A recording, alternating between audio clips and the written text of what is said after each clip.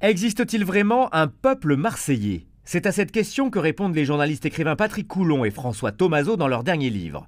Marseillais, ligne de vie d'un peuple, 22 portraits de personnalités emblématiques de la ville.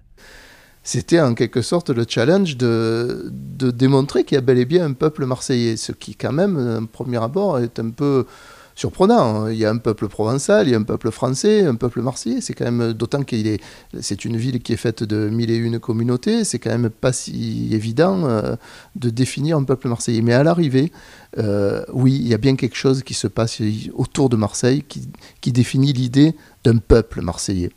Ça passe par une chose primordiale, qui est la ville elle-même. Je ne sais pas ce qu'a cette ville.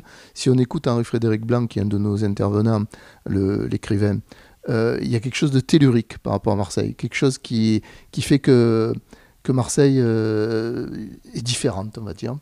C'est stratosphérique, je ne sais pas ce que c'est.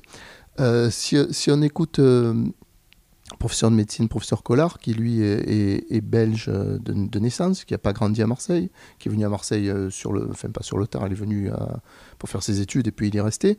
Cette ville vous capte. Lui, il dit, je ne voulais pas venir à Marseille, mais dès que je suis arrivé dans les premières heures, j'ai compris que c'était ma ville. Donc il y a des choses comme ça qui sont de l'ordre de l'irrationnel, d'une certaine façon, qui font que Nassera Benmarnia en parle aussi, qui est une femme politique marseillaise.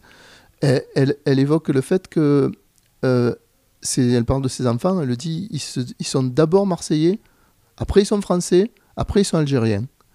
Et donc il y a quelque chose comme ça, Marseille vient en pole position dans l'esprit des gens lorsqu'il s'agit de définir ce qu'ils sont. Ils sont Marseillais avant autre chose, pour beaucoup. Alors je ne sais pas comment ça s'explique, mais le fait est que vous parliez à des Marseillais de longue date, que vous parliez à des Marseillais fraîchement arrivés, que vous parliez à des Marseillais d'origine provençale, à des Marseillais d'origine italienne, à des Marseillais d'origine nord-africaine, comorienne, ils se sentent extrêmement Marseillais. Et c'est ce qui semblerait finalement être le ciment. Alors c'est idiot, vous allez me dire, on est à Bordeaux, on est Bordelais, on est à Lille, on est Lillois. Oui, mais à Marseille, ça rajoute quelque chose, on dirait. Ça rajoute un ciment plus fort qui fait que des gens extrêmement différents les uns des autres se retrouvent dans cette idée d'être Marseillais, plus que dans l'idée d'être chef d'entreprise, d'être français, d'être footballeur, encore que là, pour le coup, le football est un des ciments, mais pas le seul, hein, un des ciments qui font que les Marseillais se sentent Marseillais.